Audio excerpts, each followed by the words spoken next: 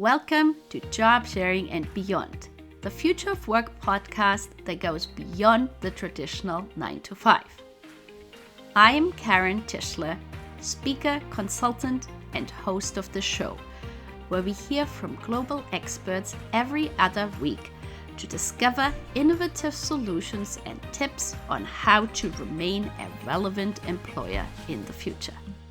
In the past episodes, I have spoken with my guests about flexible work, fathers and care, as well as support for returning professionals. And last week, Ian Dinwiddie shared the soft skills he had learned as an unpaid caregiver. Today, we will be focusing our entire episode on the topic of these transferable business skills gained from unpaid care work. Before we get started, I wanted to remind you that we will be having the next Emily's Path Consulting's newsletter coming out on Halloween. Head on over to our website emily'spath.ca, which is EMILYSPATH.ca, to subscribe to EPC's newsletter. You can also listen to the past episodes of Job Sharing and Beyond on the website or subscribe to the podcast listening platform of your choice.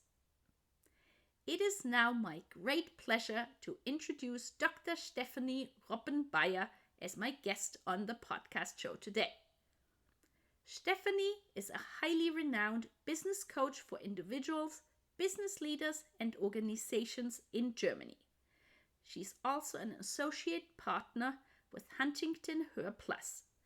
Her coaching key competencies are focused on social skills, empathic communication, presentation skills, and working moms. For more than 2 decades, she has been a keynote speaker, a TV host, as well as a moderator at conventions and conferences. Most recently, she was a host of the hybrid version of the Demografie Debatte Konferenz. Stephanie's presentations cover a wide range of topics such as positive feedback, business communication, with her biggest passion on talking about the skills learned from being a parent and how this can be applied to business leadership and vice versa. She has written the book Family Business about this topic. Thank you so much, Stephanie, for coming onto the show today. Karin, it's a pleasure. I really appreciate it. Hello. We have a lot of listeners from all over the world, actually from 19 countries in 5 different continents. And so I always ask my guests, where are you calling in from? What type of site or food is there that's very particular for your area? So I call from Germany. I live in a little town next to Frankfurt. And what is a special kind of fruit? Maybe sausage with green sauce. Würstchen mit grüner Soße. Das ist wohl speziell. Aber ich mag das nicht. But don't tell anybody. All right. Okay. Okay. Thank you. Now, Stephanie, you've been a speaker, a coach, and consultant for many years. Now, what has made you decide to focus, among other things, on family competencies? To be honest, I think the first reason is that I have an own very special family. I live in a patchwork family for 20 years now. My husband is older, and I have 2 stepsons, 43 and 39, and I have 2 little grandchildren, 3 and 6 years old, and my own daughter is 10 years. And after a few years, I recognized that the job in this family, my job in this family, is to lead this family. I compared what I do with the work of my clients. And so I recognized, maybe that is useful to recognize, to write down for my clients, for my work. And so I looked at all the things I do in this family, wrote it down, and edited a little book in 2016. It's called Family Business.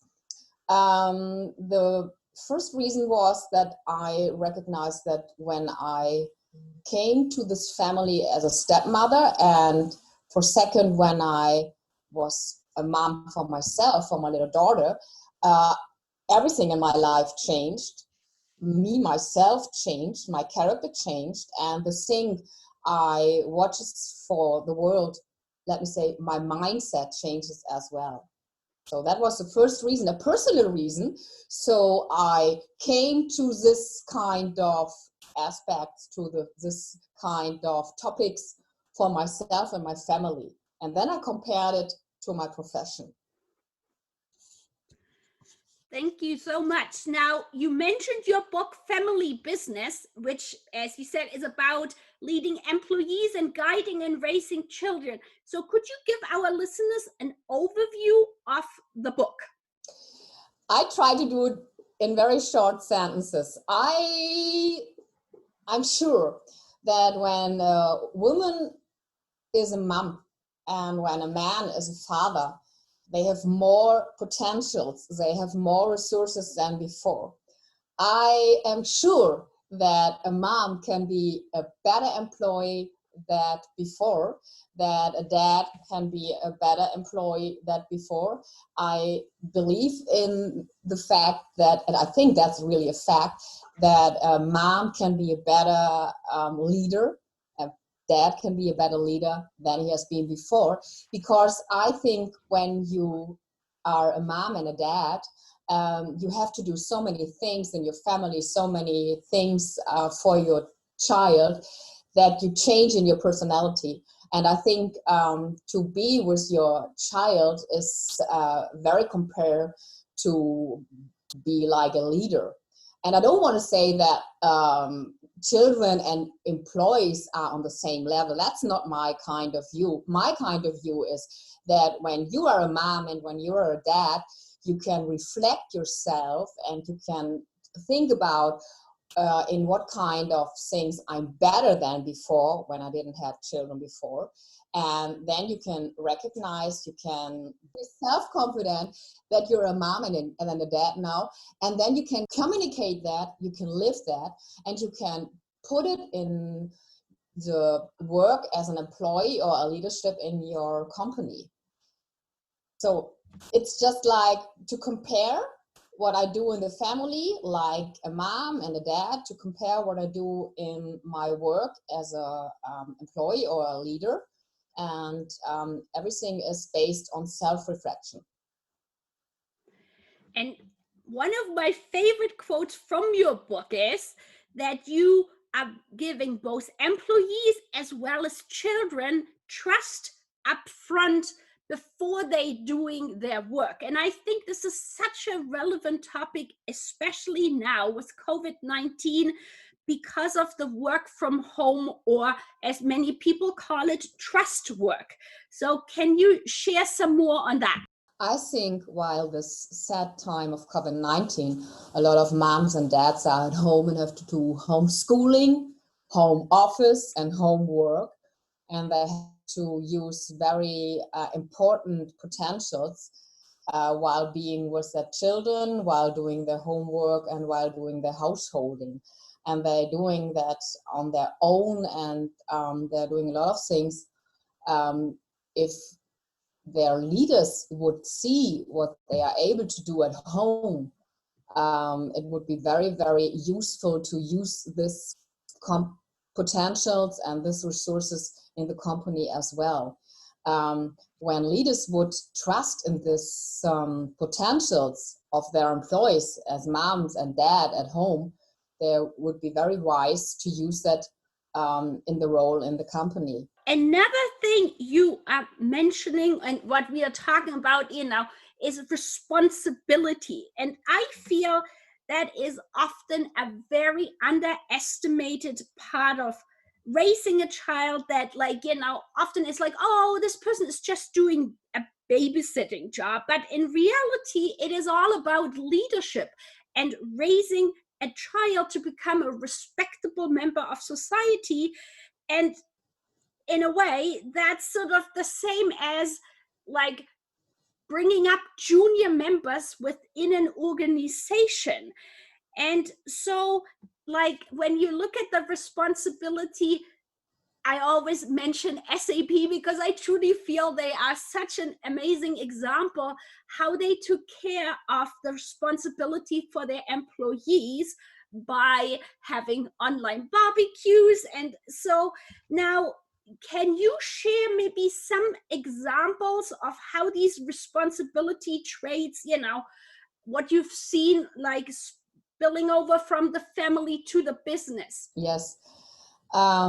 I think, for example, SAP is great in these things. I often read about Cavaglianuzzi and Ina Strasser, and I think they do a great job because, first of all, they stay in contact with the parents. When they go for the parental time, they don't leave them on their own, they stay in contact. And that's a very good thing because then the employees can come back in the company.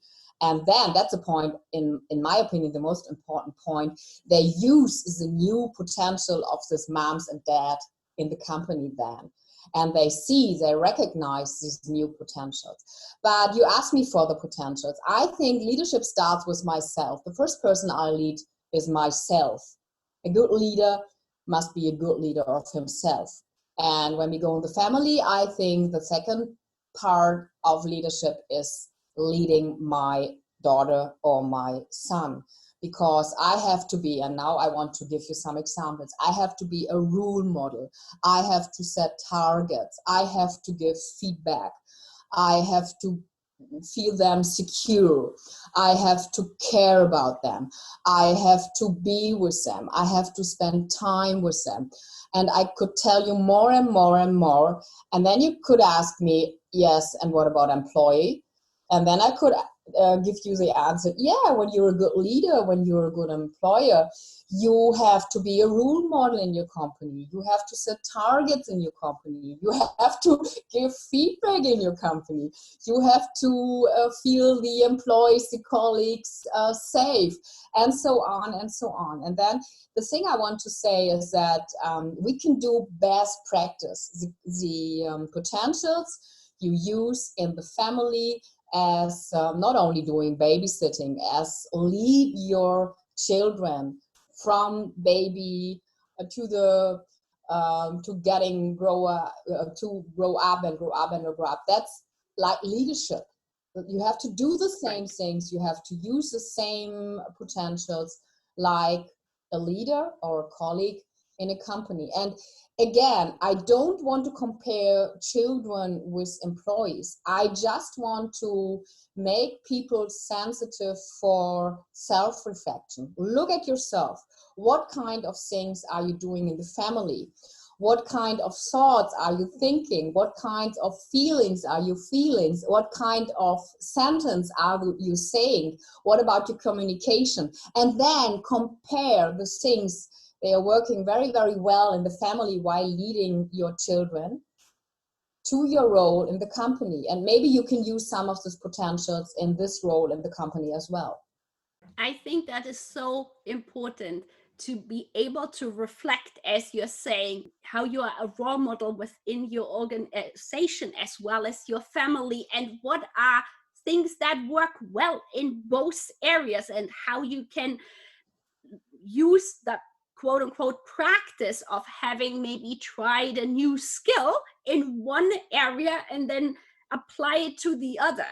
And now, one thing you've been involved in that I'm very curious about is FeMentor. Is that how you pronounce it? Yes, FeMentor, yes. FeMentor, okay. It's from feminine and mentorship. Okay. So it's an initiative that matches intergenerational mentors. So you so a more experienced female with a more junior female person. But what I found was so interesting to hear is that it includes also reverse mentoring. Could you share a little bit more about that? Yeah, that's a very interesting thing. I knew mentorship just not reverse, because I'm 42 years, 25. 42 years. Oh, wishes come true. I'm 42 years now, and I'm working, I feel like my whole life, and I made a lot of mistakes, and I would like to tell my young mentees that they shouldn't do the same failures, make the same mistakes. And I just knew about one side of mentorship. I tell them, they ask me, I try to give them some wisdom from me. But FeMentor does it reverse, and I really appreciate it, because when I have a mentee who's very young, let me say 25, change the numbers, she knows a lot of more things concerning technology, concerning artificial intelligence and things like that. She has another mindset than me, and other mindsets than me, and I can learn a lot from her. And so I really appreciate this reverse mentoring, because I think, or let me say it in this way, I'm a big fan of diverse teams, and I think diversity is not only young and old, it's female, it's male, it's somebody who has a lot of wisdom, and somebody who is just at the beginning of his life. And FeMentor is great in these things, because I can learn a lot from this young woman when I'm her mentor, and I hope she will learn a lot from me as her mentor. So I really appreciate it, because it's just given and taken and giving. This is so interesting, because from what I've been reading and hearing a lot about job sharing, one aspect of it is also the intergeneral job sharing. And what you're describing is exactly that somebody who might have more life experience is able to share that, and then somebody who might be on the younger side might have some more technology knowledge, and so it works both ways. So that's really, really interesting. Now, and to be honest, I told you I live in this patchwork family with 4 generations. My husband is 73 now, he's 20 years older than me. And our daughter is 10 and a half year old now. And it's so interesting. In 4 generations, everybody has his special kind of wisdom. And when I want to know something about my mobile, my cell phone, I ask my little daughter. When I want to know something about, oh my God, times ago, how was living there? What was it about life there? I ask my husband. When I want to hear something about young women, I ask my daughter-in-law. So it's very interesting that we can share our knowledge in these 4 generations. And I think that's like in a company, that's like in the whole life. Younger should learn from older people should learn from younger people, and all of them should think that it's good to be diverse, that it's good to live diversity, and then it will match. If they only think, oh God, I'm young and I know everything, but the older one, they know nothing, that will be wrong. Thank you so much for showing your personal example of all the different generations. And I think it's so important. I feel everybody, regardless of age, has a lot of aspects that they can share and other people can learn from. So that sounds really, really awesome. Now, you're also part of the initiative 50 Plus.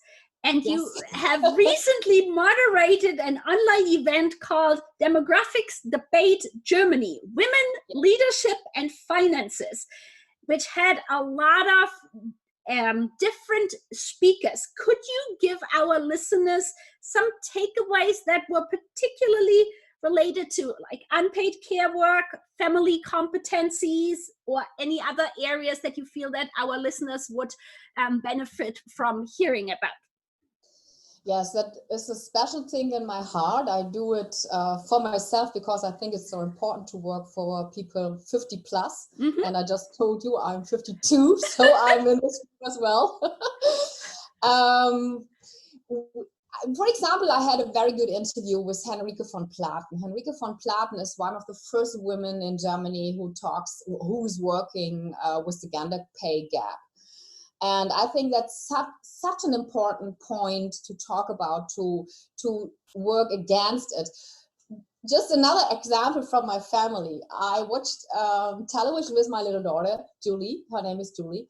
And we were watching a program. They were talking about a magazine. They were talking about gender pay gap. And she was asking me, Mama, what's this gender pay gap? And I tried to explain, and I told her, okay, your best friend Bastian, a very nice boy in her age, and you will be adult in the future, and then you will do the same job, but Basti will earn a lot of more money than you. And Julie asked me, Mom, excuse me, why does he earn more money than me? Because we do the same job. And I asked her, and I answered her, okay, Julie, I have to tell you, he will get more money because he's a boy. And she was totally confused. Mama, that can't be the truth. Why he gets more money than me? And so I just want to I just want to give you an example for how crazy that is, that we have a gender pay gap. And I was talking with Henrike von Platen that the gender pay gap isn't interesting just for women in my age or the younger women. The most important thing is that we as women have to think about that when we earn less money than men today, we will be very, very poor when we are old. And that is a very important aspect. Otherwise, we had very good discussions on this DDD in September about women in leadership, that we just have not so much leaders that we could have. We were talking about FIDA, women, Frauen in die Aufsichtsräte, that we have to talk, that we have to discuss, that we need more women as Vorstände, CEOs, and as Aufsichtsräte, on the board.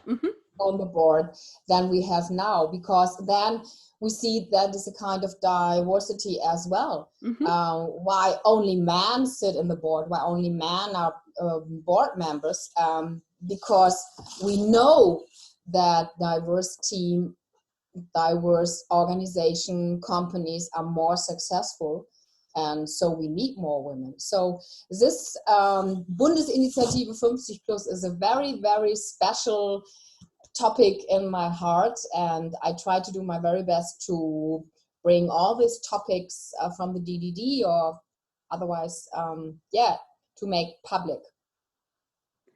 Thank you very much. I think it is so important to, as you said, make people more aware, share more about these topics, so that basically everybody can learn from that, and it becomes more visible. And that, we've talked a little bit earlier before we started recording our interview, that one of the silver linings of COVID-19 really is that all of a sudden unpaid care work that was often much more invisible has basically become like a hot topic, because all of a sudden I feel a lot of people realize how much work it truly is. And so there was the recent event by Erfolgsfaktor Familie, that basically showed the studies that more and more fathers are communicating now with organizations and saying, I want to be more involved in unpaid care work. And so what have you been hearing about this, and when you're talking to your clients? Yeah, first of all, I have to tell you that I moderate an event in November from Erfolgsfaktor Familie. Oh, wow. So this is my topic as well. Oh, wow, that's awesome. I love this because I can see that in my family as well, because my daughter-in-law is working since our grandchilds are 1 year old. So they have a they give them to daycare, and they have to work both. And I saw my stepson doing the same care work as my daughter-in-law. For me, that was a special new situation because, to be honest, I always got up when my daughter was crying during the night. I had to do all the work, but it was okay because my husband is 20 years older. We have special roles in our family, and that was kind of commitment in our family. That was an appointment. But I can see the younger ones, my stepson and my daughter-in-law, and I can see with my clients as well, the young managers, let me say 30, 35 years old, they have a special mindset concerning this. And I think it's great. For them, it's just normal to be at home, to do the same things like their women, like their wives, to take care of their children, to feed them, to change the pampers. And that's just normal. And they are really focused on have time with their children. I know a lot of young, good, very successful managers who want to have, let me say, Matthias Hawks answered a question from me in an interview at the DDD concerning this topic. We have a work-family dynamic now, Mrs. Robben. We don't have work-family or work-life balance. We have a work-family dynamic now. So in the future, it will be just normal that we have to be flexible, that moms and dads as employees can be at home, have parental times, do the care work, and it's just a normal feeling. And that I can agree with. That is the thing I see. My older clients, let me say in my age, they didn't do that when their children were younger, but my young clients now, 30, 35, for them it's just normal to be at home, to do the care work. And I think the most important thing is they think that's just, this is not a special thing to do that. It's just normal, and they feel good with it. They think it's not just female, it's just a male aspect as well. They feel good like man, as a man, and they don't feel ashamed to say, oh, I'm at work now, I do some care work for my children, and I do all the things just normal for my wife. They are proud of it, and that is the most important thing for me, that men as dads are proud of doing care work, because then they are role models for other ones.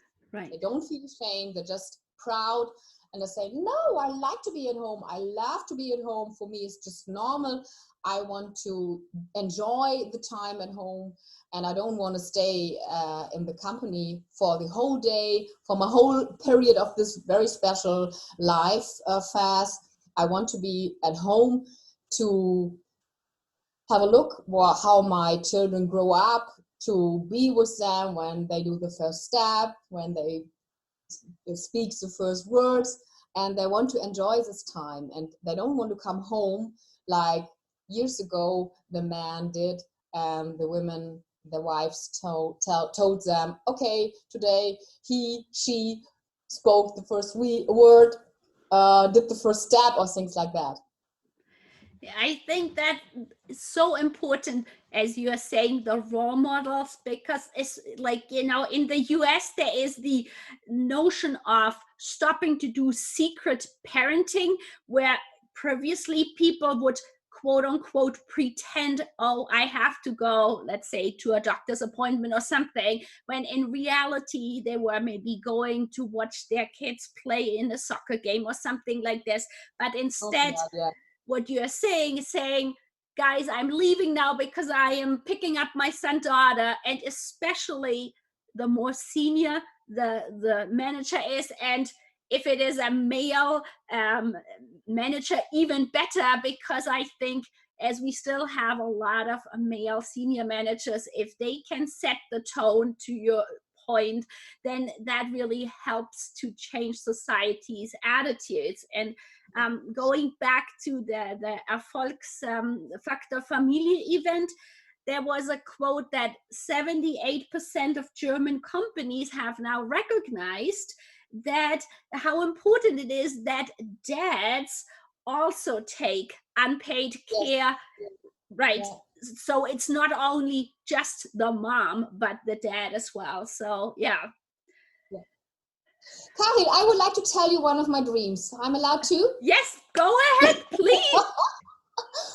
One of my dreams is that if a young woman, a young lady is pregnant, she doesn't feel ashamed when she have to tell this her leader, her company. My dream is that when she is pregnant, she will go to her leader, to go to her company, and she's very, very proud. And she said, "Ma, wow, I'm pregnant, and I'm looking forward to get my baby." And then, and that's my dream. The most important thing is that the leader answers, "Oh, great! I'm happy for you. I'm happy for our company because I know you were such a good employee. You were such a good leader in my company. But now, when you are a mom in the future, you will be better than before. And I'm looking forward when you come back. Let's stay in contact. And then we will use all the potential you have as a mom, as a dad. And I will be happy having you as an employee or a leader in my company." That's my dream. I really think this is awesome. And it's like it honestly it goes very similar along my line of a dream, because what I'm hoping one day, if you are like say using LinkedIn or in a resume, instead of people spending hours trying to sort of how could I best write quote unquote the career gap, instead it simply says, you know, stay at home mom or stay at home dad or whatever, you know, or part-time work.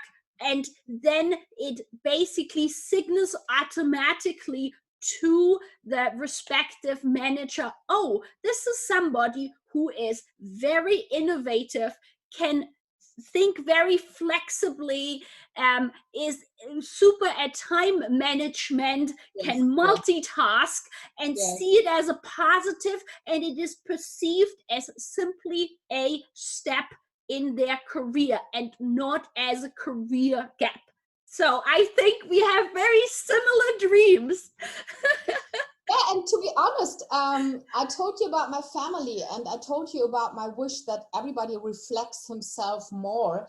And I have the feeling that I'm better now since I'm a mom. I really feel I'm better, not because I'm so proud of something, but I just have the feeling I'm more mature. I like to be a role model. I communicate in another way. I can organize better. I can delegate better. I have a better timetable. I can give a feel of feeling safe. Yes, I really think I'm better as a human being, as a woman, and to be honest, as a coach, and as a coach as well, and as a moderator as well, because I'm talking a lot with my children, my stepchildren, my grandchildren, my own little daughter, and I'm very self-reflected now. And yes, I think that could be a feeling that all moms and dads could have, and then they could be proud of themselves, not arrogant, just proud of themselves, and then they can live this feeling proud of themselves and can do the best practice. You talked about the spillover effects as employee or leader. You know, Stephanie, I could talk with you forever, but our time is coming to an end. So I want to make sure that we have really covered everything that you wanted to talk about. Is there anything else you would like to tell our listeners? Oh, I think we talked about a lot, and you know these are all topics I have in my heart. I have a dream. I told you I have the dream that all companies, not only in Germany, all over the world, would recognize that parental time is like learning a lot. It's like study something.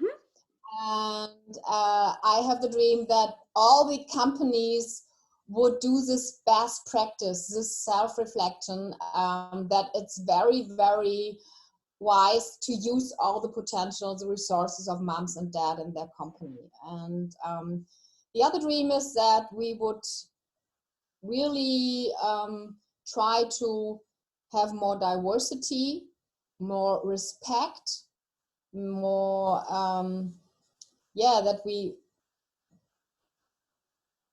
take care of each other, equal of young or old or blonde or brown or thin or thick or I don't know.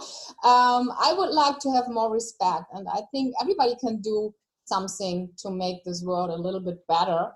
And that is the reason why in working in so interesting, so important aspects like Erfolgsfaktor Familie, Bundesinitiative 50 Plus, and my own work as a coach, and my heart project, family business, the parental potentials.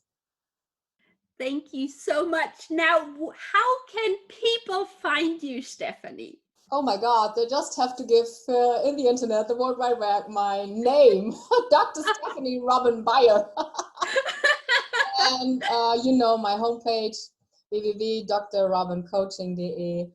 I have another one, www.huntingher.com. They can find me. I'm very busy at LinkedIn. Mm-hmm. Just look it up. Well, thank you so much for coming onto the show, Stephanie. It was a true pleasure talking with you. Thank you so much. I really appreciate. And let us work for my dream, for our dream.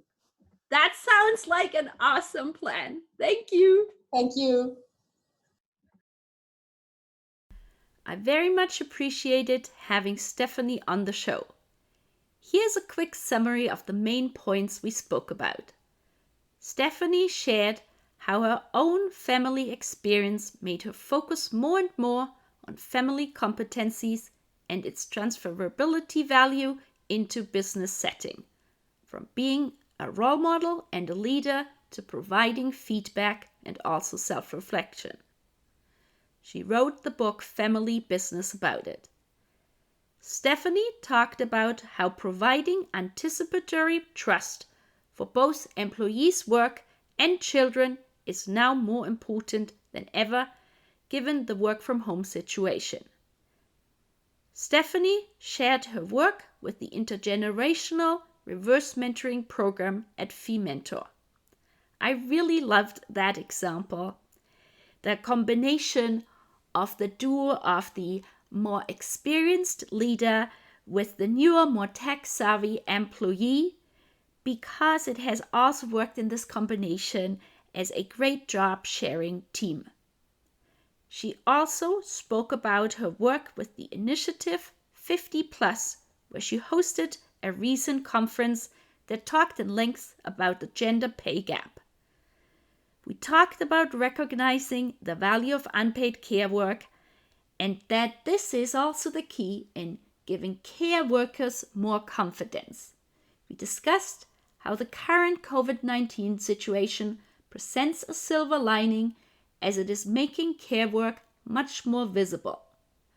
While women have been much more heavily impacted by the COVID-19 crisis, Stephanie's personal experience as well as recent statistics have shown that men are increasingly having a bigger share of care work. Last but certainly not least,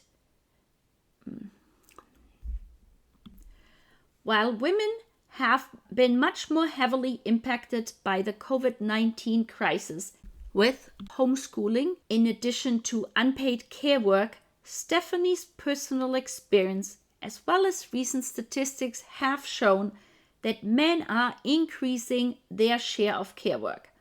Last but certainly not least, Stephanie explained her dream to us, that one day, when a female professional announces at her work that she is pregnant, rather than worrying about having to replace her or her losing the business knowledge that she possesses, her job will actually celebrate the announcement, as it is going to be seen as a business skill learning and growth opportunity, like a master's in soft skills, which is something that is already happening in some others, mainly Nordic European countries. Thank you so much for listening to the show. We hope you gained valuable insights and new ideas. To keep listening to future episodes, please head over to iTunes or your favorite player and subscribe and give it a rating. We would very much appreciate a review and for you to share it on social media, so more people can start innovating in how they offer employment. Until the next time, goodbye!